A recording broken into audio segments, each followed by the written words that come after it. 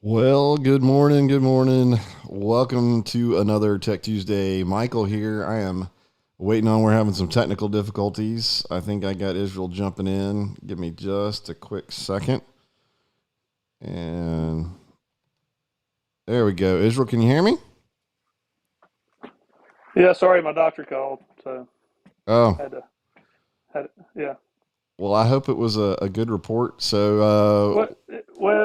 It was something I already knew, but I just was hoping that I had gone to the negative side of the COVID, but I'm still positive. So Oh, man. Well, guys, what are I you will gonna do? say thanks, Iz, for jumping on, and we'll see if we get any questions here. I've got one or two that I pulled up. I know you're not a guy that enjoys sitting around the house doing nothing, so um, but That's why you have a man cave, so you can be away from everybody and still do things. gotcha.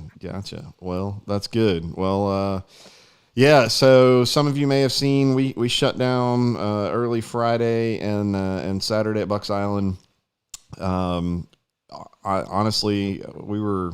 I mean, like half the service department, I think, got hit. This Omicron or something is just so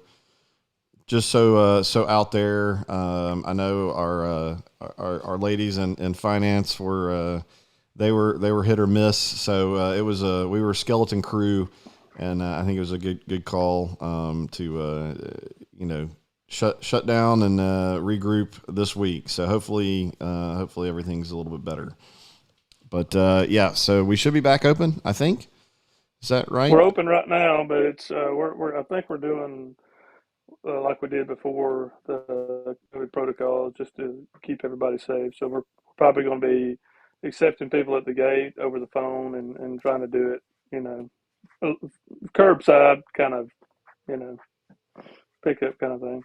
Gotcha. Yeah, and so I'm obviously I'm not down at the dealership. It's just one of those. The less people you got to be around there, the better. So nothing really changes. Quite honestly, from the especially the sales side of things, and even from the service. Obviously, if you just kind of show up, without a schedule an appointment, it may be a little more difficult. But we always encourage folks reach out, talk to our sales folks, set an appointment to come look at boats, set an appointment to come drop your boat off for service. That's always the best way to do business with us and get you the best experience. But if you show up, there'll be somebody there that can get you taken care of. So I'm not seeing any questions popping in. I hope that I guess everybody's got all their questions answered. Or all the Alabama fans are just still in shock. Um, sorry, had to bring that up. But Yeah, we don't get so shocked. I'm We gonna go just ahead literally. and pull up a question that I found, and we'll see. We'll go from there. But guys, if you do have a question, we're gonna try and do this. This is the first time we've done this remotely, so apologize if it feels a little weird. It's a lot easier when we're kind of sitting right next to each other, but such is life. Here we go. So we've got trying to relocate an oil tank on a 2000 OX66, um, or it's a plural, so maybe it's multiple engines. I'm not sure. I guess I got this out of the Yamaha owners group, but I was thinking about custom tanks. But what do I do about remote oil pumps? Any ideas? Uh, I don't know. I guess if they're trying to do custom tanks, that just means they don't have room for their oil tanks. So you just have to be careful, make them accessible because there has to be a filter and as well as the pump that comes with the original oil tank. I don't see a reason why you couldn't do it. You just have to make sure you get the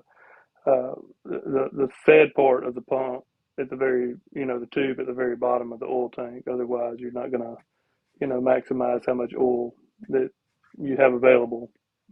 So the tanks have to be vented, so you have to be careful about that. Mercury is a pressurized system, whereas Yamaha is a pump system, so it has to be vented. So if you're sucking oil out, you have to have air coming in. So, Okay. but you have to do it in a way that if there's moisture in the area, it's not going to suck moisture in. So it needs to be well above any potential water line. So All right. I don't. Do we do? You see much in remote oil pumps in bass boats? We don't tend to deal with a lot of the big boats. Sounds like this might be somebody running multiple motors. yeah, well, Is there a and case that you would really want to do that? I wouldn't. I mean, the system that Yamaha uses seems to work well, so I wouldn't mess with it too much. So, and we see pumps go out. I mean, I've dealt with the pumps, I've dealt with the filters. They go out, so it's a brushed motor, so eventually it's going to die. But Gotcha. I would leave it. I would leave it with a plastic tank. They make two size tanks, so just get the bigger ones if you're offshore guy or something, Gotcha. All right. or just keep some extra oil with you. All right. Here's another one I pulled up. That one's probably going to be real hard for you to read on your phone. But I have a 2015 ZX 250 with a 250 show. What exact pitch and brand four blade big water prop do y'all suggest? I like live toward Lake Erie, and I'm looking for some good handling.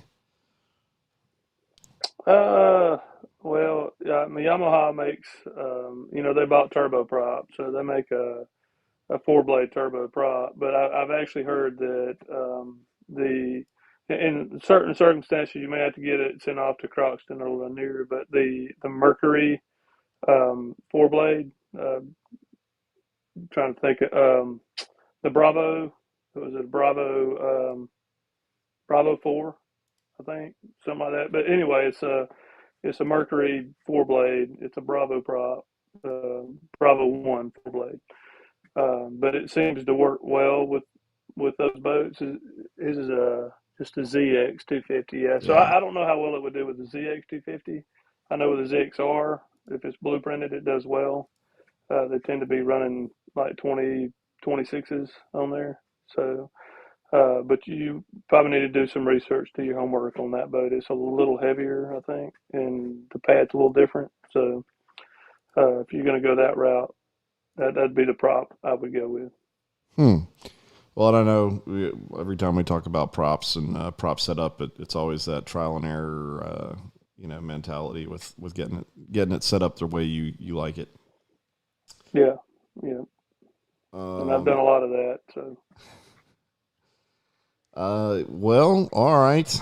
Well, that was the two that I had pulled, and I'm not seeing anybody else making comments. I don't know if I'm having tech issues, or what's going on. I'm not seeing anybody making comments on Facebook, so maybe everybody's just quiet today. they're probably all laid up in the bed. That may very well be. Yeah, y'all take care of yourselves. If you are getting this COVID stuff, it definitely doesn't seem like stuff to play around with. What any other things to be thinking about this time of year? We're going to be going through these ebbs and flows of freezing temperatures to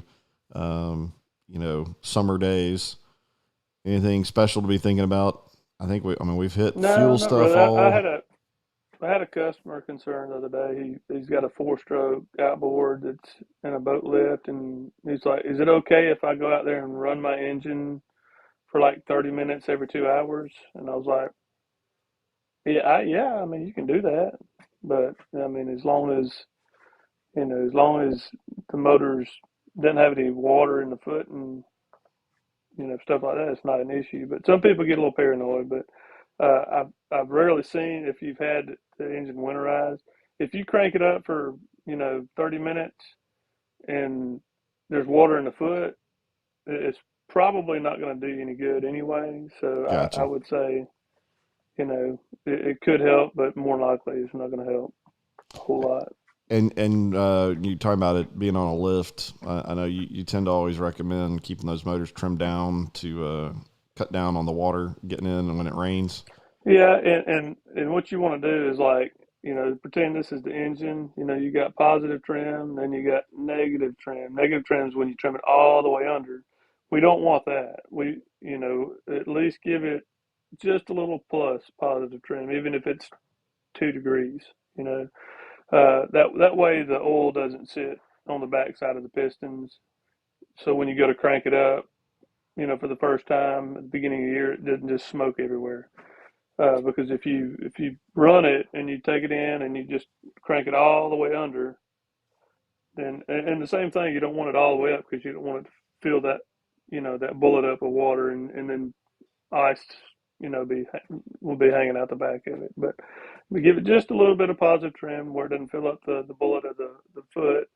At the same time, it doesn't let oil settle onto the backside of the pistons and fill your engine up with oil. Well, The cylinders anyway. all right. Well, guys, if y'all are going to be quiet today, then I guess we're not going to have any other questions. Any other interesting things you've had customers coming up? Any good projects coming in the shop lately? Now I got to do some motor work. Me actually have to do some motor work here. Hopefully when I get back, I guess it might be next week. My doc says I might want to hold off going to work for a couple more days. So Yeah. we'll see what happens. Well, all right, guys. Well, I do hope you get healthy quick. And thanks for jumping on here. And guys, I don't know. I'm gonna go back and check and see if I'm having some technical glitch because usually everybody's not this quiet. At least they get a howdy or a hello, but I guess they just don't want to talk to us today. But All right. all right, guys. Well, we'll see where we're at with next week's episode of Tech Tuesday. Shoot us some questions if you've got them, and we'll try and get them. All right. Hey, I got a Scott Doolittle saying hello. Whew. All right. We're on the air. Yes. Well, that I know. I can see myself while I talk about myself. But all right, well, guys, yeah, if you've got questions, drop them in the comments. We'll save them for next week. And of course, I'd say right now the best way if you need technical support, if you've got maintenance issues or something like that for your boat, certainly you can try calling. Probably the most likely or best way to reach us is to text our business line 256-442-2588. You just go to our website and text from there. It's pretty easy. That's probably the best way because even Israel from his house will be able to see those texts and try to help get you taken care of. So, guys, hope you stay healthy while we go through this little spike. We're doing the best we can to keep you, those of you that want to be on the water. And those of you that have got service needs, get you taken care of as the season comes up. I can't believe how quickly. We're looking beginning of February. Before you know it, we're already seeing a spike and people looking for some new boats. I know most of the Skeeters are pretty much sold out through the year. I think we've still got maybe 10 or maybe 15 more spots left. We definitely got a few more pontoon boats, but don't expect those to hang around for too long. So if you are in the market and shopping around, then take a look. Keep our website up to date, but reach out to a salesperson. That's the best way you can figure out what is going on. And if you got parts issues, I think most we've got some stuff in. And I think we're expecting some pretty big shipments from our suppliers in the next week or two. So, well, I had 6 pallets come in while we were closed. So gotcha. All right. Well, that's a good sign. Unpacked. So, yeah. So, hit us up, and we'll do the best we can to let you know what's going on. Anything else? I think we're good. That's it. All right, guys. Y'all have a great rest of your week, and stay healthy, and we'll see y'all later. Thanks, man. See ya.